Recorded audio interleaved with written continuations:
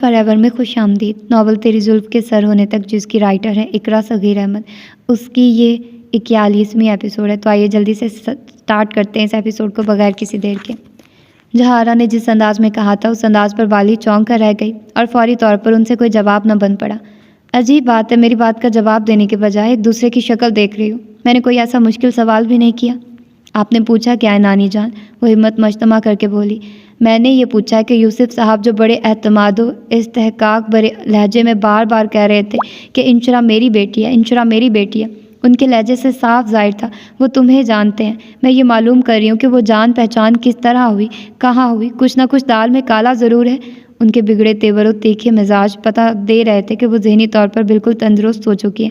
اب ان سے کچھ بھی چھپانا بے معنی و فضول ہوگا۔ ارے کیا ہوا؟ اس طرح خاموش کیوں ہو بھائی؟ نانی جان، جو بات میں آپ کو بتانے والی ہوں وہ بہت توجہ و یکسوئی سے سننا ہوگی آپ کو، بہت صبر و تحمل سے بیٹھیں گی آپ؟ ارے ایسی کیا بات ہے، تم بات سنا رہی ہو یا ڈرا رہی ہو؟ اس کے چہرے پر بے حد عجیب سے تاثرات و سنجیدگی دیکھ کر وہ بولی۔ انشرا کا ان گزشتہ حالات سے مقابلہ کرنا بڑا کٹھن و اذیت ناک تھا، مگر نانی کو بتانا بھی ضروری تھا۔ تم دونوں کے چہرے بتا رہے ہیں، کوئی خاص بات ہے؟ ان کے اندر ایک فکر انگیز تجسس نے انگڑائی لی۔ پھر ان دونوں نے بھی ایک ایک بات ان کی یادداشت کی خرابی سے لے کر لاریب کے اغوا تک کی بتا دی۔ ہر لفظ جہاں آرا کے دل کی دنیا تباہ و برباد کرتا جا رہا تھا۔ وہ حیرت و استعجاب سے انشرا کی طرف دیکھ رہی تھی۔ پشیمانی و ندامت کا ایک سمندر تھا، ایک بحر بیکرا جو کے اندر بفر رہا تھا۔ وقت نے کس انداز میں شکست دی تھی، کل تک خود کو عقل کل سمجھنے والی تیز و ترار سنگ دلی میں، بے رحمی میں سب سے آگے کسی کو خاطر میں نہ لانے والی جہاں آرا عقل و خرد سے بیگانہ ننگے پاؤں بنا دوپٹے کے سڑکوں پر پاگلوں کی طرح بھاگتی دوڑتی دکھائی دینے لگی تھی۔ وہ تصور کی آنکھ سے انشرا اور بالی کو ذہن کی اسکرین پر کسی فلم کی مانند متحرک دیکھ رہی تھی، اور وہ سب دیکھنا بہت تکلیف دہ اور اذیت ناک تھا۔ اس کے اندر کوئی چیخ چیخ کر رونے لگا۔ وہ بالی اور انشرا سے آنکھ نہ ملا پائی، گناہ کی راہوں سے نکل کر بھی نہ نکل پائی۔ دولت کا لالچ، پیسے کی ہوس، عیش و طرب کی لذت سے من بیزار ہی نہ ہوا تھا۔ لالچی بے حسی و بے ضمیری کی کوئی حد مقرر نہ تھی۔ بڑھاپے کی دہلیز عبور کر کے بھی سکوں کی خنک کی کشش نہیں گئی تھی۔ یہ سب میری وجہ سے ہوا، مجھے سزا دو انچی۔ میں نے ہی پیسے لے کر لاریب کا حوصلہ بڑھایا تھا۔ پیسے کی چمک میں مجھے کچھ دکھائی نہ دیا تھا۔ میں سوچ رہی تھی اپنی چالاکی اور مکاری سے میں اس سے نمٹ لوں گی۔ جہاں آرا کی آنکھوں سے اشک کے ندامت جھرجھر بہہ رہے تھے، لیکن وقت نے مجھے بتایا کہ ہر لالچی اور ظالم انسان کی ایک حد مقرر ہے۔ مجھ جیسے گناہوں میں لتھڑے ہوئے لوگ اس مہلت کو سمجھتے ہی نہیں اور اللہ کے قانون سے ٹکراتے ہیں۔ خود کو ناقابل تسخیر سمجھنے والے جب انصاف کی پکڑ میں آتے ہیں، پھر پتہ چلتا ہے کہ ہماری اوقات اس معمولی کنکر کی مانند ہے جس کو لوگوں کی ٹھوکریں ہی نہیں، ہلکی سی ہوا کا جھونکا بھی ادھر سے ادھر اڑا دیتا ہے۔ اور دیکھو میں اڑا گئی۔ میری عقل، میری مکاری اور چالاکی، میرا دماغ جس پر مجھے بڑا گھمنڈ تھا، لمحوں میں سب چھن گیا مجھ سے۔ میں جو کپڑوں پر ایک شکن برداشت نہیں کرتی تھی، کبھی لمحہ بھر بھی میں ننگے پاؤں نہیں رہی تھی۔ میں سڑکوں پہ ننگے پاؤں گھومتی رہی۔ یہ اللہ کی جانب سے بتایا گیا کہ انسان کی اوقات کیا ہے۔ نانی جان پلیز مت روئیے۔ میں نے کہا تھا نا کہ جو آپ کو بات بتائی جا رہی ہے وہ آپ کو بے حد صبر و تحمل سے سننی ہے۔ جو ہونا تھا وہ ہو چکا۔ پاک پروردگار نے مجھے اس شیطان کی ہوس سے محفوظ رکھا۔ یہ اس کا ہم گناہ گاروں پر ہمارے گناہوں کے باوجود کتنا کرم ہے۔ انشرا نے ان کے آنسو صاف کرتے ہوئے کہا۔ آنکھیں اس کی اور بالی کی بھی تر تھی کہ زخم پھر سے ہرے ہو گئے تھے۔ بچہ کیسا فرشتہ ثابت ہوا جس کو تباہ کرنے کے مشورے میں ہی تمہیں دیتی تھی۔ بہت بڑی غلطی ہو گئی مجھ سے۔ اگر وہ بچہ نہ ہوتا تو لاریب اپنے مقصد میں کامیاب ہو جاتا اور اس سے قبل میں اپنی جان دے دیتی۔ نانی جان اللہ تمہیں سلامت رکھے، میری عمر بھی تمہیں لگ جائے میری جان۔ فرتے محبت سے انہوں نے اسے سینے سے لگا لیا تھا۔ ٹھیک کہتی ہے نویرا، اب ہمیں یہاں نہیں رہنا چاہیے، دل ٹوٹ گیا۔ میں نویرا سے کہتی ہوں جلد سے جلد وہ ہمیں بلوا لے۔ میں نے کہا نا میں اپنا وطن چھوڑ کر کہیں نہیں جاؤں گی، اور اس عورت کے پاس مر کر بھی نہیں جاؤں گی جنہوں نے ساری زندگی مجھے دھوکے میں رکھا، اور جب بھید کھلا تب بھی بیٹی کہہ کر نہ پکار سکی۔ اس کا لہجہ حتمی و برہم تھا۔ گھر پہنچ کر یوسف صاحب کسی ہارے ہوئے جواری کی مانند بیٹھ گئے تھے۔ زرکا بیگم اور نوفل کو بات بتا دی تھی۔ نوفل تو پہلے ہی اس حقیقت سے آگاہ ہو چکا تھا، پھر بھی اس پر ایک عجیب کیفیت طاری ہوئی۔ وہ جانے بہار اپنی دسترس میں محسوس ہوئی تھی، مگر راہیں کانٹوں سے اٹکی ہوئی تھی۔ مگر زرکا بیگم کی خوشی سے زمین پر پاؤں ہی نہیں ٹک رہے تھے۔ ہواؤں میں شیش محل بنانے کی کوشش نہ کرو زرکا بیگم، جب یہ ٹوٹتے ہیں تو روح زخمی ہو جایا کرتی ہے۔ وہ بری طرح ٹوٹ گئے تھے۔ کل تک تو آپ بہت ایکسائٹڈ تھے، ہر حال میں ہر قیمت پر اپنی بیٹی کو حاصل کرنے کا عزم و جذبہ رکھتے تھے، اور آج سب ممکن ہو گیا تو آپ ہار کر امید کی شمع بجھا بیٹھے ہیں۔ میں نا امید ہوں نہ ہارنے والا۔ پھر کیا ہوا؟ جو اس عورت سے اپنی بیٹی چھین لانے کے بجائے اپنے حوصلے وہیں چھوڑ آئے ہیں۔ آپ کو انشرا کو ان سے چھین لانا چاہیے تھا، الٹا آپ شکستہ ہو کر آ گئے۔ زرکا بیگم نے ان کے قریب بیٹھ کر استجابی انداز میں کہا، مجھے میری لغزشوں نے کہیں کا نہ چھوڑا۔ پتہ نہیں کس طرح لوگ گناہ کر کے پرسکون رہتے ہیں، ہر دھرمی پہ قائم رہتے ہیں۔ یہاں ایک گناہ نے ساری زندگی کی خوشیاں، آرام و سکون تباہ کر کے رکھ دیا۔ ساری زندگی اولاد کے لیے ترستے ہوئے گزاری، اب اولاد کا پتہ بھی چلا تو میں اس کا حقدار نہیں بن سکتا۔ وہ ساختہ رو پڑے کسی کمزور اور بے بس شخص کی طرح۔ کیا کہتی ہے وہ عورت؟ آپ مجھے اس کے پاس لے چلیں۔ انہیں روتا دیکھ کر وہ بھی خود پر قابو نہ پا سکی۔ جس عورت نے میرے گڑ گڑانے اور معافی مانگنے پر کوئی نرمی نہ دکھائے، وہ تمہیں کس خاطر میں لائے گی؟ وہ عورت کے روپ میں چٹان ہے۔ بڑی بڑی چٹانوں کو میں نے ٹوٹ کر بکھرتے دیکھا ہے۔ میں جہارا سے ہار کر نہیں بیٹھا زرکا بیگم، میں اس عورت سے نمٹنا اچھی طرح جانتا ہوں۔ مجھے خالی ہاتھ وہاں سے واپس آنے پر جانتی ہو کس نے مجبور کیا؟ کون میری شکست کا باعث بنا؟ زرکا بیگم کے آنسو صاف کرنے کے باوجود ان کے آنسو رک نہیں رہے تھے۔ کون ہے وہ؟ کس نے کیا ہے ایسا؟ میری بیٹی انشرا نے۔ یہ کیا کہہ رہے ہیں آپ؟ انہوں نے بری طرح چونک کر کہا۔ آپ تو کہہ رہے تھے آپ کا اس سے سامنا نہیں ہوا۔ سامنا نہیں ہوا؟ وہ میرے سامنے نہیں آئی، وہ میرے سامنے اندر چلی گئی تھی۔ مجھے اس وقت معلوم نہ تھا کہ وہ میری بیٹی ہے، ورنہ میں اسے اندر جانے ہی نہیں دیتا، ہاتھ پکڑ کر لے آتا۔ یوسف آپ آرام کریں، مجھے لگتا ہے آپ بہت تھک گئے ہیں، اس وقت آپ کو آرام کی سخت ضرورت ہے۔ ان کی الجھی باتیں زرکا بیگم کو بھی الجھانے لگی تھی۔ تم سمجھ رہی ہو میرا دماغ چل گیا ہے، میں پاگل ہو گیا ہوں؟ وہ ان کا ہاتھ پکڑ کر پرتعش لہجے میں گھر آئے۔ خیریت بابا، اتنا غصہ کیوں کر رہے ہیں آپ؟ نوفل فریش ہو کر وہاں آیا اور انہیں غصے میں دیکھ کر پوچھا، یہ آپ کی ماما سمجھ رہی ہیں کہ میں کل سے فارغ ہو چکا ہوں؟ میں نے ایسا کچھ نہیں کہا، صرف آرام کرنے کا مشورہ دیا ہے۔ وہ حسب عادت دھیرے سے مسکرا کر بولی۔ انشرا میرے سامنے نہیں آئی تھی، لیکن وہ کھڑکی میں کھڑی ہماری تمام باتیں سن رہی تھی۔ کھڑکی سے آتی اس کی روشنی میں اس کا عکس دکھائی دے رہا تھا۔ وہ سب سن رہی تھی، سب حقیقت سے واقف ہو گئی تھی۔ اس کے باوجود بھی اس کا میری مدد کو نہ آنا، جہارا کے ظلم پر خاموش رہنے کا یہی مطلب ہے کہ وہ مجھے باپ نہیں مانتی، اس نے مجھے ڈیڈی نہیں مانا۔ شدت جذبات سے وہ پھر رونے لگے۔ نوفل تڑپ کر رہ گیا۔ پاپا پلیز، آپ اس لڑکی کے لیے رو رہے ہیں؟ غم و غصے سے سارا خون سمٹ کر گویا اس کے چہرے پر آ گیا تھا۔ وہ لڑکی میری بیٹی ہے، میری جان ہے اس میں۔ اوکے بٹ آپ رو کیوں رہے ہیں؟ آپ کے یہ آنسو میرے دل پر گر رہے ہیں۔ نہیں دیکھ سکتا میں آپ کو اس طرح۔ میں اس وقت اپنے حواسوں میں نہیں ہوں نوفل۔ مجھے یہ سوچ، یہ تصور ہی پاگل کیے دے رہا ہے کہ اگر اس نے مجھے باپ ماننے سے انکار کر دیا اور میرے ساتھ نہ آئی تو میں مر جاؤں گا۔ کچھ نہیں ہوگا ایسا، میں لے کر آؤں گا اسے۔ کیا وہ آپ کے ساتھ آ جائے گی؟ آپ کی بات مان لے گی؟ پروکار سنجیدہ شخصیت کے مالک یوسف صاحب اس وقت کسی بچے کی مانند ڈرے سہمے اور کمزور لگ رہے تھے۔ ان کی یہ حالت نوفل کے اندر طوفان برپا کر رہی تھی۔ اس نے ان کو ہمیشہ بہت دبنگ انداز میں دیکھا تھا۔ وہ کبھی کسی کے آگے آنکھ جھکا کر بات کرنے والے نہ تھے۔ مانے گی، بالکل مانے گی، اس کو ماننا ہی ہوگا۔ مدثر صاحب اور منور صاحب کے فیصلے نے ایک پہنچال پیدا کر دیا تھا۔ حالانکہ صوفیہ نے اس فیصلے کی تائید نہیں کی تھی، مگر ان دونوں کے اس فیصلے میں زمرد بیگم کی مرضی بھی شامل تھی۔ انہوں نے ہی صوفیہ کو بھی راضی کر لیا تھا۔ صوفیہ اللہ پر بیٹی کا معاملہ چھوڑ کر خاموش ہو گئی تھی، اور جب یہ خبر عمرانہ کو ملی تو وہ سکتے کی کیفیت میں پہلے تو بیٹھی رہ گئی، پھر ایک دم ہی حواسوں میں آ کر مدثر صاحب سے مخاطب ہوئی۔ آپ کو حق نہیں ہے تنہا فیصلہ کرنے کا۔ زید میرا بھی بیٹا، اس فیصلے میں میری بھی مرضی اتنی ہی ضروری ہے جتنی آپ کی۔ یہ بچوں کے مستقبل کا معاملہ ہے، یہاں نہ تمہاری مرضی چلے گی نہ میری۔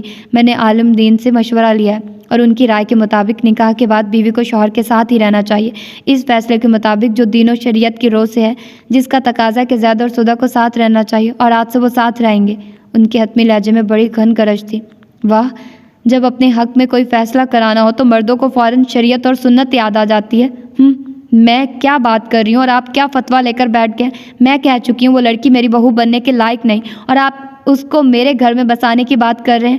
حیرت ہے آپ کی عقل پر۔ یہ فیصلہ بھی ہو جائے گا آج کہ بیٹا اپنا گھر بساتا ہے یا ماں کا گھر۔ عمرانہ، مدثر کی بات مان لو۔ اس عمر میں کیوں لوگوں کی انگلیاں اٹھوانا چاہتی ہو خود پر؟ اب زندگی تم تنہا نہیں گزار سکتی۔ رضوانہ نے بھی خاصے تذبذب کے بعد عمرانہ سے کہا، یہ آپ کیا کہہ رہی ہیں بجیا؟ آپ ایسا کیسے کہہ سکتی ہیں؟ وہ شدید ترین حیرت و دکھ کے جھٹکے سے دوچار ہوئی۔ میں نے بہت سوچ سمجھ کر یہ بات کی ہے عمرانہ۔ سوچ سمجھ کر؟ وہ ابھی تک حیران و پریشان تھی۔ سوچ سمجھ کر یا کسی دباؤ میں آ کر؟ میں تمہارے ساتھ ہوں، نہ کہیں گئی، نہ مجھ سے کوئی ملا، پھر کیوں میں کسی کے دباؤ میں آ کر یہ سب کہوں گی؟ یہ جو میں نے کہا یہ میرے دل میں آئی بات ہے اور تمہارے لیے بہتر ہے۔ رضوانہ کے لہجے میں سچائی تھی. وہ دل ہی دل میں عمرانہ کی زندگی کا جائزہ لے رہی تھی کہ اس نے گزری زندگی میں کیا کھویا کیا پایا، اور ان کو اس پورے عرصے حیات میں کھونا اور صرف کھونا دکھائی دیا. سکون، خوشی، خوشحالی، ازواجی زندگی سے محرومی کے سوا کچھ نہ تھا. اس کے باوجود بھی طلاق کا داغ تو نہیں لگا تھا. اندرونی معاملات کچھ بھی تھے، مگر لوگوں میں ان کی جوڑی کو عزت و وقار کی نگاہ سے دیکھا جاتا تھا. معاشرے میں ایک اعلیٰ مقام تھا. ضد چھوڑ دو عمرانہ، انا صرف تنہائی و ذلت دیتی ہے. مدثر جو کہہ رہا ہے وہ مان لو. سدھا تمہاری بہو ہے، عروہ تمہاری بہو نہیں بن سکتی. وہ دھیمے لہجے میں اس کے شانے پر ہاتھ رکھ کر بولی، بچیا میں پاگل ہو گئی ہوں یا آپ کا دماغ خراب ہو گیا جو آپ ایسی باتیں کر رہی ہیں؟ میرا ساتھ دینے کے بجائے میرے دشمنوں کا ساتھ دے رہی ہیں. یہ کیا ہو رہا ہے؟ میری بہن بدل گئی، میرا سر چکرا رہا ہے. یہ کیا ہو رہا ہے؟ یہ کیا ہو رہا ہے؟ سچ مچ ان کا دماغ چکرانے لگا تھا. صوفیہ اور رضوانہ ان کو آگے بڑھ کر تھام نہ لیتی تو وہ زمین بوس ہو جاتی. ہو گیا ڈرامہ شروع اس ڈرامے باز عورت کا، لیکن میں اپنی بات پر قائم ہوں. یا تو دونوں گھر آباد ہوں گے یا دونوں برباد. چپ ہو جاؤ مدثر. زبان سے نکلے لفظ بعض اوقات خنجر سے بھی زیادہ کاری ہوتے ہیں. اچھی بات نہیں کر سکتے تو خاموش رہو. منور صاحب کو عمرانہ کی حالت دیکھ کر ٹوکنا پڑا. پانی پیے مما. ماہدہ جھٹ پٹ پانی لائی اور اس کے ہونٹوں سے گلاس لگا دیا. بنا کسی مزاحمت کے انہوں نے گلاس خالی کر دیا. وہ بے دم انداز میں صوفے پر بیٹھی تھی. اعصابی طور پر ان کو شدید جھٹکا لگا تھا اور ابھی وہ پوری طرح حواسوں میں پلٹی بھی نہیں تھی کہ ماں رضوانہ نے شاہ زیب کا پرپوزل عروہ کے لیے قبول کر کے ان کو ہلا کر رکھ دیا. اس بات سے جہاں وہاں موجود لوگوں میں خوشی کی لہر دوڑ گئی، وہیں عمرانہ بہن کی اس طوطا چشمی پر اٹھ کر اپنے کمرے میں آ گئی جہاں عروہ پہلے سے موجود تھی. آستین کا سانپ ہو تم لوگ. میں اپنا سگا سمجھ کر تمہیں دودھ پلاتی رہی اور تم لوگوں نے موقع آنے پر مجھے ہی ڈس لیا. وہ آتے ہی عروہ سے تیش بھرے لہجے میں مخاطب ہوئی. خفا کیوں ہو رہی ہیں آپ؟ ہم نے یہ فیصلہ آپ کا گھر بچانے کے لیے کیا ہے. اس عمر میں کس کس کو وجہ بتائیں گی طلاق ملنے کی؟ عروہ کے لبوں پر بڑی طمانینت بھری مسکراہٹ تھی. تمہارا کیا خیال ہے وہ 2 کوڑی کا لڑکا تمہیں خوش رکھے گا؟ آئی ڈونٹ کیئر، کیونکہ میں خوش رہنا اور خوش رکھنا جانتی ہوں. اپنی ماں کو لو اور دفع ہو جاؤ یہاں سے. مجھے تم لوگوں کی شکلوں سے بھی نفرت ہے. وہ ذہانی انداز میں چیخی. نویرا میرا دل اس جہاں سے اچاٹ ہو گیا. جی ہی نہیں بلتا اب. کل تک من کالا تھا تو دنیا کی رنگینی جان نہیں چھوڑتی تھی. جینے کی امنگ اور پیسے کی ہوس میں موت کی یاد ہی نہیں آتی تھی. اب تو سب مٹی ہو گیا. کچھ اچھا نہیں لگتا، ہر طرف بیزاری ہے. وہ اسکائپ پر نویرا سے محو گفتگو تھی. اماں، دل میں یہ سب جب ایمان کا نور بھرتا ہے نا تو دنیا اس طرح سے بے رونق اور بدنما ہو کر سامنے آ جاتی ہے. شکر ہے میرے اللہ کا، اس نے تمہارے دل کو بھی دنیا کی جھوٹی رعنائیوں سے پاک کر دیا. بس اب تم بالی اور انشرا کو یہاں لانے کی تیاریاں کرو. میں اور بالی تو تیار ہے آنے کے لیے، لیکن وہ انشی نہیں آ رہی اور نہ ہمیں آنے دے رہی ہے. دھمکی دے رہی ہے ہم گئے تو وہ خود کو شوٹ کر لے گی. تم تو جانتی ہو کس قدر ضدی ہے وہ. ہاں اماں، اس میں اس کا قصور بھی نہیں. اس کو ہم نے دیا ہی کیا ہے؟ میں یہاں مجید کے ساتھ زندگی مزے سے گزار رہی اور وہاں یوسف بھی اپنی شادی شدہ زندگی میں مگن ہے. انشی کو ملا ہی کیا ہے بکھری بکھری بے رنگ زندگی کے سوا؟ ہاں یاد آیا اماں، یوسف دوبارہ نہیں آیا انشی سے ملنے. نویرا نے وہاں باتیں کرتے ہوئے چونک کر استفسار کیا. اچھا تم تک پہنچ گئی یہ خبر. یقیناً اس پھاپھا کٹنی بالی نے تم تک یہ خبر پہنچائی ہوگی. وہی بڑے مروڑ اٹھنے لگے ہیں اس کے پیٹ میں. اس کٹنی کے مروڑ تو میں ٹھیک کروں گی. ارے اماں توبہ، اس طرح نہ بولیے. پھاپھا کٹنی آپ نے حد ہی کر دی. اتنی اہم بات آپ مجھ سے چھپانے کا ارادہ رکھتی ہیں. میں نے ایسا کب کہا کہ تم کو بتاؤں گی نہیں؟ آپ نے بتایا بھی نہیں. خیر چھوڑیے، اب یہ بتائیے کرنا کیا ہے؟ میں کہتی ہوں انشی کو راضی کریں. وہ اس لڑکے نوفل سے شادی کرنے پر راضی ہو جائے. نوفل بری طرح فریفتہ ہے اس پر. ملکہ بنا کر رکھے گا اور وہ عیش کرے گی وہاں. یہ تو بعد کی بات ہے. ابھی تو وہ مچھلی کی طرح ہاتھوں سے نکل رہی ہے، کسی کو خاطر میں ہی نہیں لا رہی. دوسری طرف یوسف تڑپتا بلکتا ہوا گیا ہے. وہ ضرور واپس آئے گا. انشی کو اس کے سامنے کر دیں، پھر وہ جانے. اور اس کا باپ، وہ اس کا سامنا ہی کرنے کو تیار نہیں. جب خون سامنے ہوگا تو ساری اکڑ سارا غصہ نکل جائے گا. تم ٹینشن نہیں لو. نویرا سمجھانے کی ہر ممکن کوشش کر رہی تھی. یہی تو بات ہے کہ تم اس کے مزاج کو بالکل نہیں سمجھتی. وہ ضد اور اکڑ میں اپنے باپ پر ہے. یوسف جیسا ہی گھمنڈو تنتنا ہے اس میں. پھر بتا دینا اسے، جو جھکنا نہیں جانتے وہ ٹوٹ جایا کرتے ہیں. ویسے بھی لڑکیوں پر عاجزی و انکساری سجتی ہے. اور انشی اپنے بارے میں جاننے سمجھنے کے بعد کس بات پر اکڑتی ہے؟ کس بات کا غرور ہے اسے؟ یہ اکڑ و گھمنڈ ناز والا نہیں ہے نویرا. یہ سب احساس کمتری، وہ دکھ و تکلیف ہے جو اس کو تم لوگوں نے ناجائز رشتے کی وجہ سے دیا. تم نے اور یوسف نے اپنی دنیا بسا لی اور اس کو دنیا کی ٹھوکروں پر چھوڑ دیا. پھر اس کو ایسا تو ہونا تھا.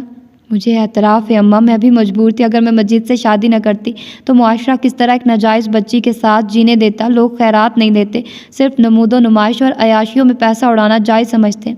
مجید کے ساتھ نے مجھے گناہوں کے بدرنگ راستوں سے نکال کر روشنیوں کے راستے پر گامزن کر دیا۔ اب پچھلی زندگی پر نگاہ ڈالتی ہوں تو احساس ندامت و شرمندگی سے خود سے نگاہ نہیں ملا پاتی۔ نویرا کے لہجے میں شرمندگی و خجالت تھی۔ یہ تم بالکل صحیح کہہ رہی ہو، جب وقت گزر جاتا ہے پھر برے کاموں کی برائی جکڑ لیتی ہے، اٹھتے بیٹھتے ایک ایسے تکلیف دہ بوجھ کا احساس رہتا ہے جو بیان سے باہر ہے۔ میں پچھتاتی ہوں اماں، کاش پہلی ہی ملاقات میں مجید کو انشی کے بارے میں بتا دیتی۔ کیوں اس کو خود سے دور کر کے چلی آئی؟ مجید اتنے اعلیٰ ظرف حلیم طبیعت کے مالک ہے کہ وہ میری اس غلطی کو معاف کر کے انشی کو سگی بیٹی کی طرح سمجھتے مجھ سے بہت بڑی بھول ہو گئی جس کا ازالہ اب ممکن نہیں۔ مجید بیٹے کے اخلاق کو احسار پسندی کی تو میں بھی قائل ہوں۔ مجھ سے جب بھی بات کرتا ہے لہجے میں سگی ماں جیسا احترام و عزت ہوتی ہے، لیکن تب تو مجھ میں بھی ہمت و حوصلہ نہ تھا کہ میں ہی سچ بتا دیتی۔ وقت گزرنے کے ساتھ ہی ہمیں عقل آتی ہے، پھر گزرے وقت کی ناسمجھی پر ماتم ہی کرنا پڑتا ہے، اور اس سے قبل کہ آج کا یہ قصہ بھی کل کا ماتم بن جائے، آپ کو انشی کو راضی کرنا پڑے گا یوسف کے پاس جانے کے لیے، مگر جس طرح راضی کروں کسی طرح بھی اماں، کوشش کروں گی کہ اس سر پھری لڑکی کی سمجھ میں میری بات آ جائے۔ اس لڑکی کی محبت کو ٹھکرا کر وہ ذرا بھی اچھا نہیں کر رہی، آپ کی طرح بھی انشی کو راضی کریں، خواہ کچھ بھی کرنا پڑے۔ رضوانہ نے شاہ زیب اور عروہ کے رشتے کے بارے میں باہم مشاورت سے فیصلہ کیا تھا، اور یہ فیصلہ عمرانہ کی چھت تلے اس وقت ہوا تھا جب عمرانہ دوسرے کمرے میں مائدہ سے الجھ رہی تھی، کیونکہ مائدہ ماں کو ان کی غلطیوں پر سمجھانے کی کوشش میں تھی۔ وہ دونوں بیٹیوں کی خاموشی سے لے کر دوسرے کمرے میں آ گئے۔ یہاں بیٹھ کر انہوں نے شاہ زیب کی شخصیت کو ہر زاویے سے پرکھا، اور کسی طرح بھی وہ ٹھکرائے جانے کے قابل نہ سمجھا گیا۔ عروہ نے بھی گہری سانس لے کر حامی بھری۔ وہ جانتی تھی زید کسی حال میں بھی اس کا نہیں ہوگا۔ اگر عمرانہ آنٹی کے جذباتی دباؤ میں آ کر وہ صدا کو چھوڑ بھی دے گا تو اس کو یقین تھا وہ اس کو کسی بھی قیمت پر نہیں اپنائے گا، پھر کچھ بھی ہو جائے وہ اس کا نہیں بنے گا۔ وہ آپ کی یہ خواہش بھی پوری کر دیں گے، مگر پھر بھائی نہیں ہوں گے، جذبات و احساسات سے خالی ایک انسان ہوں گے۔ ایسے جیتے جاگتے مجسمے نما انسان کسی کی چاہت بھلا کیوں کر بن سکتے ہیں؟ مائدہ کی کئی بات ذہن میں گونجی تھی۔ شاہ زیب کو اس نے کئی بار دیکھا تھا، ہر بار اس کو دیکھ کر خاصی جاذبیت محسوس ہوتی تھی، مگر وہ ان دنوں پوری طرح زید کی محبت میں جکڑی ہوئی تھی۔ پھر مستزاد عمرانہ کی دلائی گئی امیدوں نے اس کو ادھر ادھر جانے نہیں دیا تھا۔ اب شاہ زیب کا خود اس کی طرف راغب ہونا، خود پرپوزل دینا، اور مدثر انکل کا بھی اس کو بہو بنانے کی خواہش کا اظہار کرنا اس کو سرشار کر گیا تھا۔ عمرانہ نے ان کو دھکے مار کر اپنے پورشن سے نکال باہر کیا تھا۔ ان کی بنسبت ان سب لوگوں نے ان کے ساتھ بہت اچھا سلوک کیا تھا۔ رات کے کھانے کے بعد ہی وہ لوگ واپس روانہ ہوئے تھے۔ عمرانہ نے ان کو دوبارہ پلٹ کر دیکھنا بھی گوارا نہ کیا۔ وہ گیٹ بند کیے اندر ہی پڑی رہی، اور ان کی طبیعت و تنہائی کے خیال سے مائدہ بھی ان کے ساتھ ہی موجود تھی۔ آج کیسی کایا پلٹ ہوئی ہے مما، ہم گئے تھے آنٹی کی حمایت میں لڑنے، الٹا انہوں نے ہمیں ہی گھر سے نکال دیا لڑ جھگڑ کر۔ عمرانہ سے بعید نہیں کہ وہ کب اور کس لمحے کس کی دشمن بن جائے۔ ایک عرصے سے ہمیں انتظار کی سولی پہ چڑھایا ہوا تھا، یہ کہہ کر کے عروہ میری بہو بنے گی، بہت جلد میں زید کو راضی کر لوں گی۔ نہ زید کو راضی کر سکی، نہ عروہ کو بہو بنا سکے۔ جس لڑکی سے قدم قدم پر بیر رکھے، بیٹی کی دھمکیوں سے ڈر کر اس کو ہی بہو بنا لیا، اور اب پھر الٹی گنتی شروع کر دی فضول میں۔ رضوانہ بھی بہن سے دل بھر کر نالا تھی۔ مما، ہم نے اتنی جلدی شاہ زیب کا رشتہ قبول کر کے کوئی غلطی تو نہیں کی؟ ان کی ماں کس طرح عروہ کو بہو تسلیم کریں گی؟ آپ نے اور آنٹی نے ان کے ساتھ بہت زیادتیاں کی ہیں۔ افرا کو دل کی بات کہنے کا موقع مل گیا۔ ارے وہ عورت بہت سیدھی اور نیک ہے، زمرد بھابھی نے ان سے کہا بھی اس رشتے کے بارے میں وہ بھی اپنی پسند ناپسند کا اظہار کریں کہ پہلا حق ان کا ہے۔ شاہ زیب پر وہ بلا جھجک بتائیں تو وہ شائستگی سے بولی کہ وہ سب کی خوشی میں راضی ہے، عروہ کو بہو بنا کر انہیں بھی خوشی ہوگی۔ اوہ ریلی؟ مگر آنٹی نے جو سودا اور شاہ زیب پر الزامات لگائے وہ کتنے فیصد درست ثابت ہوں گے؟ عمرانہ کی بات تو تم جانے دو، بچپن سے جانتی ہوں اس کی جب کسی سے نہیں بنتی تھی تو وہ اسی طرح سامنے والے پر الزامات کی بھرمار کر دیا کرتی تھی، اور ساتھ میں گواہی دینے کے لیے مجھے بھی گھسیٹ لیتی تھی، اور میں؟ وہ گہرا سانس لے کر بولی، مرتا کیا نہ کرتا کہ مصادق اس کی ہاں میں ہاں ملایا کرتی تھی۔ آج ان جھوٹی گواہیوں پر دکھنے والے دلوں سے نکلنے والی بد دعاؤں کے باعث آپ کو اس بہن نے ذلیل و خوار کر کے گھر سے نکالا، اور عزت ان لوگوں نے دی جن کو سدا آپ رسوا کرنے کے منصوبے بناتی رہی ہیں۔ عروہ بھی افرا کی باتوں کی تائید کرنے لگی۔ جھوٹ کا کوئی وجود نہیں ہوتا، اور سچ خود کو منوا لیتا ہے۔ حد سے تجاوز کرنے والوں کو کڑی سزا ملتی ہے، سو مجھے بھی مل گئی۔ آج میں نے یہ سبق سیکھا ہے کہ ہر رشتے کی اپنی جگہ ایک اہم حیثیت ہوتی ہے۔ جو عورتیں یہ سمجھتی ہیں کہ سسرال والوں کو منہ نہ لگاؤ، صرف میکے والوں کو ہی عزت و احترام دو، تعلق نبھاؤ، تو یہ بہت خسارے کا سودا ہے۔ باعزت و نفیس گھرانوں میں میکے کی عزت سسرال اور سسرال کی عزت میکے کی ہوتی ہے۔ عمرانہ آنٹی نے دونوں ہی مٹی میں ملا دی، دونوں ہی کو کوئی اہمیت دینے والی نہیں، عجیب خود پرست ہیں۔ مجھے تو فکر مائدہ کی ہے، اس کی دادی ساس بہت وزادار پرخلوص خاتون ہے، جب وہ یہ سنیں گی تو کیا رد عمل ہوگا ان کا؟ عمرانہ کو کسی کی کوئی فکر نہیں، ایک ہاتھ بیٹے کا گھر اجاڑنے کے در پہ ہیں تو دوسرے ہاتھ سے بیٹی کا مستقبل برباد کرنا چاہ رہی ہیں۔ فرار مسئلوں کا حل نہیں، فرار سے مسائل مزید غمگیر ہوتے ہیں۔ رات کے آخری پہر وہ گھر میں داخل ہوا تھا، لوٹے پوٹے کسی ایسے مسافر کی مانند جو دیار غیر میں داخل ہوتے ہی لٹ گیا ہو۔ باپ کی آواز پر اس کی بوجھل آنکھیں ایک دم ہی چوپٹ کھلی تھی۔ میں فرار نہیں ہوا تھا پاپا، فرار ہوتا تو واپسی ممکن نہیں تھی۔ اس کی بھاری آواز میں جانے کن کن حسرتوں دکھوں کے ٹوٹنے کی کرچیاں تھیں جو نہ صرف اس کے لہجے کو لہو لہان کر رہی تھی، ان کرچیوں کے زخم اس کی چمکدار آنکھوں کی شفاف سطح پر سرخی بن گئے تھے۔ پھر اتنی رات گئے تک باہر رہنے کا کیا مطلب ہے؟ ارے بھائی، کیا بچوں کی طرح باز پرس کرنا شروع کر دیا تم نے؟ گھر کے ڈپریس ماحول کی وجہ سے تھوڑا باہر وقت گزارنا کوئی معیوب بات نہیں ہے۔ دیکھا تو تھا تم نے، ایک حشر سا برپا ہو گیا تھا یہاں چند گھنٹوں قبل، اچھا ہوا جو یہ باہر چلا گیا۔ منور صاحب نے اس کی حمایت لیتے ہوئے اسے اپنے قریب بٹھا لیا، ساتھ ہی بوا کو کھانا لگانے کا کہا۔ رہنے دو بوا، مجھے بھوک نہیں ہے، کھانا نہ لگائیے آپ، اس نے وہاں موجود بوا کو جاتے دیکھ کر ٹوکا۔ زید میاں، رات کے 3 بج رہے ہیں اور آپ نے شام سے کچھ نہیں کھایا، پیٹ کے ساتھ اتنا ظلم نہ کریں، میں کھانا گرم کرتی ہوں، وہ کہتی ہوئی وہاں سے چلی گئی۔ گھر کی دیگر خواتین مصلحت کے تحت اپنے اپنے کمروں میں موجود تھی، فقط ایک بوا تھی جو اپنی ذمہ دارانہ فرائض کی ادائیگی کے لیے مٹر گشت کرتی نظر آ رہی تھی۔ ایک تو آپ گھر سے چلے گئے، تو میں آپ نے فون بھی بند کر لیا تھا اور وقت بھی کم تھا، اور اس مختصر وقت میں ہمیں ایک بڑا فیصلہ مجبوراً آپ کی غیر موجودگی میں کرنا پڑا، جس پر میں معذرت خواہ ہوں۔ کیسا فیصلہ تایا جان؟ اس نے چونک کر استفسار کیا۔ شاہ زیب اور عروا کو ایک بندھن میں باندھنے کا۔ واٹ؟ یہ کیسے ہو سکتا ہے؟ ناممکن بات، وہ ناگواری سے کہتا ہوا اٹھ کھڑا ہوا۔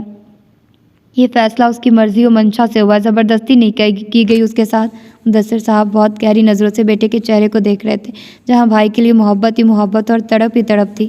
پاپا، یہ مرضی منشا کی بات نہیں، یہ سراسر اس بات کا ثبوت ہے کہ وہ صرف میری ازواجی زندگی کے لیے اپنی زندگی کو تباہ کر رہا ہے۔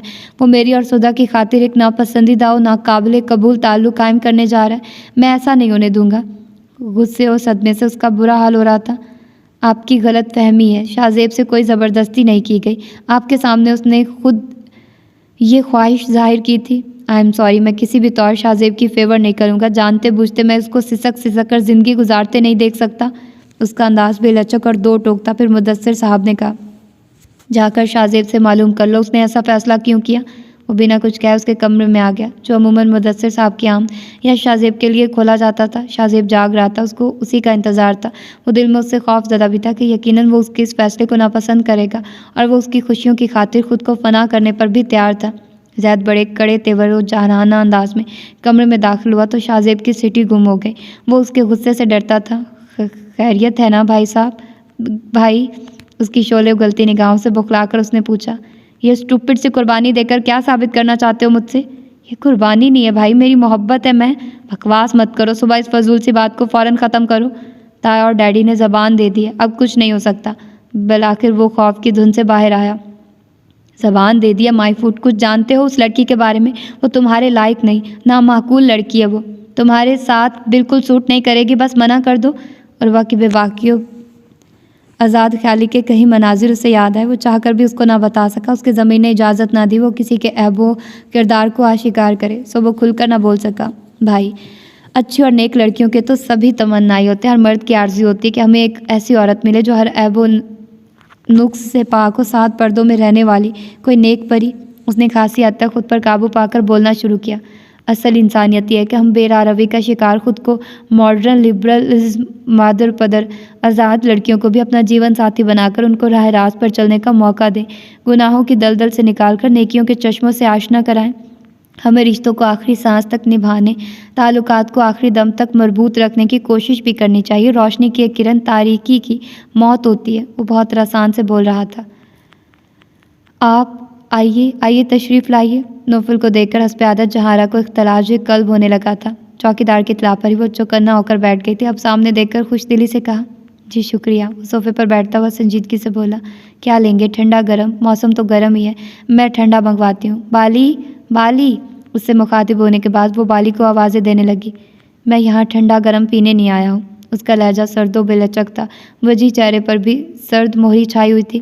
راج یوسف صاحب کی حالت اور ان کے منہ سے نکلنے والے لفظوں کی چبھن کو وہ ساری رات محسوس کرتا رہا تھا۔